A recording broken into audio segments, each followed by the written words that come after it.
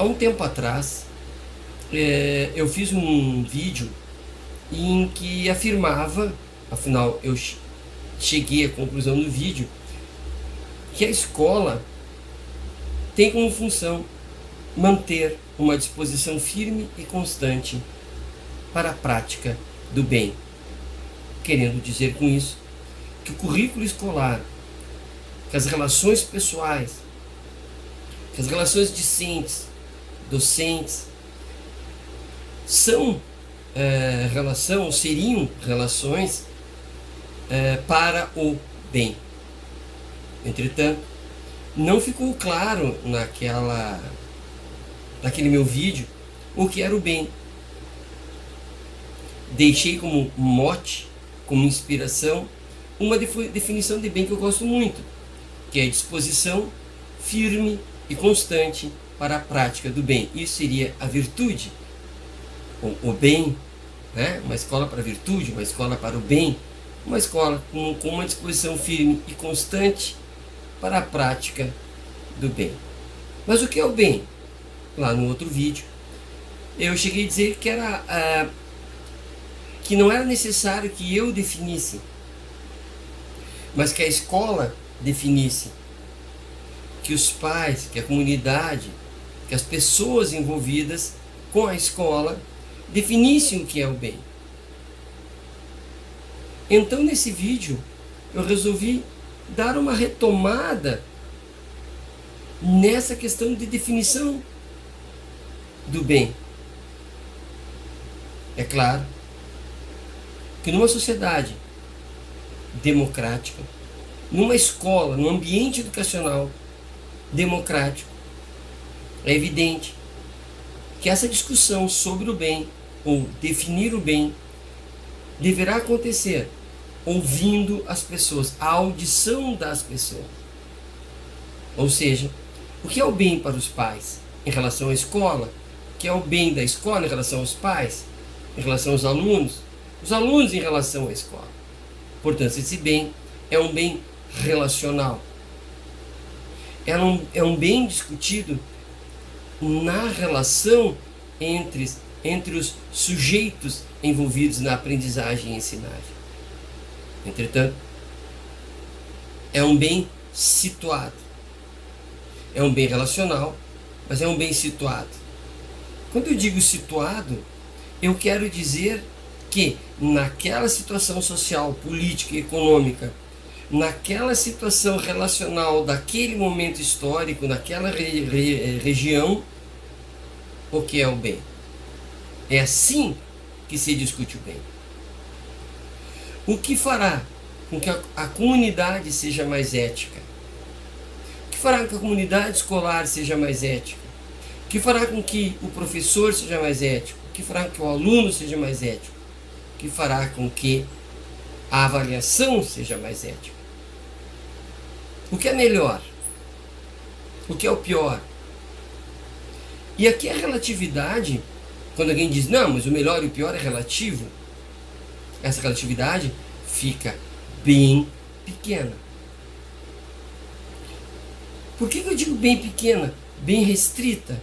Porque eu digo discussão entre pessoas dentro de uma realidade escolar, dentro de uma realidade histórica, geográfica até, e que, portanto, não há como fugir muito do tema o que é o bem para este aluno que está nesta situação.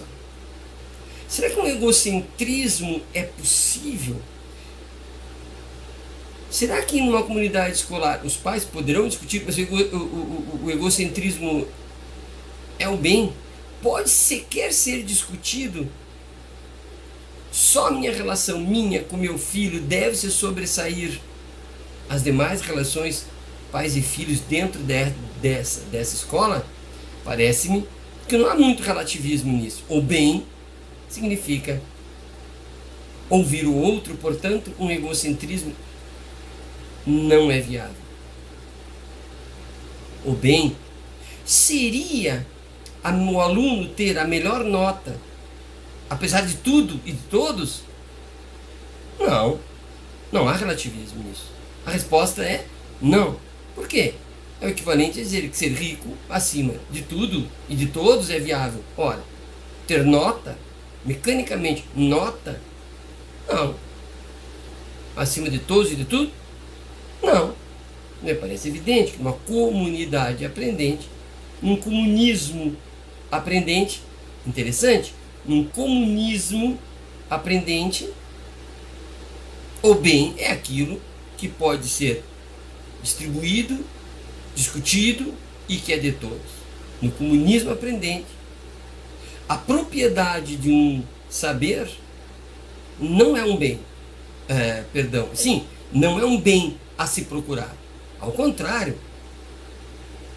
despossuir-se de um saber, no sentido de vou doar, vou distribuir, isto sim é o bem, não é relativo. Uma comunidade aprendente, o comunismo educacional é evidente, educativo é evidente, onde um professor não deve ser proprietário de um saber e eu não vou distribuir ao meu aluno.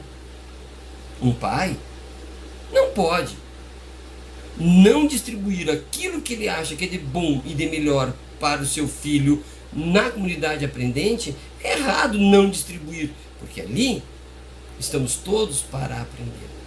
Todos. Portanto, uma escola virtuosa, uma escola para o bem, é uma escola que discute a comunidade, discute todos, discute tudo, e tudo de bom deve ser distribuído. Aqui, a lógica capitalista, a lógica da propriedade privada não deve estar numa escola. No que se refere especificamente, nesse momento especificamente, à aprendizagem e à ensinagem, onde tudo que eu sei deve ser distribuído e de maneira eficiente. O bem é distribuir o saber que eu sei, de tal maneira que não haja excluídos, de tal maneira que todos saibam de maneira igual, para que possa participar de maneira igual. E saber de maneira igual é distribuir o conhecimento de maneira desigual. Aquele que tem dificuldade deverá ter uma aprendizagem, uma forma de aprender diferenciada, para que aprenda, e aprenda igual e produza nessa comunidade aprendente igual aos demais. No comunismo educacional, ninguém deve saber mais e apropriar-se e dominar os outros, sequer o professor. Essa é uma escola virtuosa, essa é uma escola do bem, essa é uma escola desejável. É a escola do século XXI, onde o maior capital é o saber. Mas não é capital de um, é o capital de todos. Quanto maior conhecimento nós distribuirmos, melhor essa escola será. Melhor essa comunidade será. Exemplo ela será para as demais escolas. Também é preciso que se diga que amar o próximo é um bem na escola. Alguém poderá me dizer: professor Amilcar, o senhor está trazendo uma questão religiosa num estado laico? Não, eu não disse isso. Eu disse amar o próximo. É um amar utilitarista, mas amar o próximo, no sentido que eu vou dar, é importante. Ou seja, eu amo o meu professor, eu o desejo feliz, eu quero dar uma boa aula. E o professor ama seu aluno, quer um aluno aprendente, um aluno feliz, que quer seu colega feliz, em que eu não posso negar ajuda para o meu colega, porque na comunidade aprendente, onde um não está aprendendo, é um problema de todos. Onde se um indisciplina, é um problema de todos. Percebem? Então, ter essa questão de amor, de amorosidade, melhor dizendo, amorosidade para com o próximo, e este próximo é literalmente próximo, está sentado na minha carteira ao lado, ou ele está dando aula, ou ele é meu aluno, esse próximo é muito próximo. E essa proximidade acontece de tal forma que a amorosidade é ali aprendente. É importante. Portanto, dentro da ensinagem da escola, da aprendizagem da escola, a amorosidade é importante. Não a exclusão, mas a inclusão de todos. É importante esse comunismo pedagógico. É importante a ausência de propriedade do saber. É preciso escancarar o saber. É preciso escancarar as possibilidades. É preciso que as avaliações sejam feitas de maneira a ver o quanto eu pude compartilhar, o quanto de meu passou para o próximo, o quanto eu dei de mim para o próximo. Essa é a avaliação. E quando a avaliação diz: professor, tu não deste o suficiente, tu não foste comunista o suficiente, tu guardou para si alguma coisa do que tu sabia e poderia ter repassado, é preciso que tu refaça a avaliação. Ah, mas o aluno não quis aprender. Bom, vamos ver se isso é verdade. Se o momento dele é outro. Se o momento dele não é dessa aprendizagem agora. E, portanto, até a reprovação é possível. Eu não estou dizendo nada disso. Estou fazendo juízos de valor. Aprovar ou reprovar. Tempo. Nesse momento não é o tempo. Aprovar, reprovar, nota alta ou baixa. Mas é o quanto de mim, professor, não passou para esse aluno. E deveria ter passado, na medida que o aluno pode aprender. E o aluno comunista, o aluno aprendiz comunista, que não guardará para si propriedade alguma do que sabe e vai distribuir, em tese, será um excelente aluno. Será um aluno participativo, que terá colega que vai participar também. Ah, professor, mas é uma utopia. Isso não existe. O aluno ri do outro. Nem todo professor consegue ter a habilidade necessária para distribuir aquilo que ele sabe. Eu compreendo, eu entendo e reconheço isso. Entretanto, como educador, eu não posso aceitar que isso constitua-se numa lei pedagógica que diga, tudo fique como está. Educação bancária do Paulo Freire, que ele critica. Não, eu quero educação comunista. E que me entendam. Comunista na aprendizagem. Na aprendizagem. Na ensinagem. Não estou falando de sociedade comunista. Estou falando do ponto de vista político, extra-escola, nem falando em hierarquia. De certa forma até fala hierarquia, né?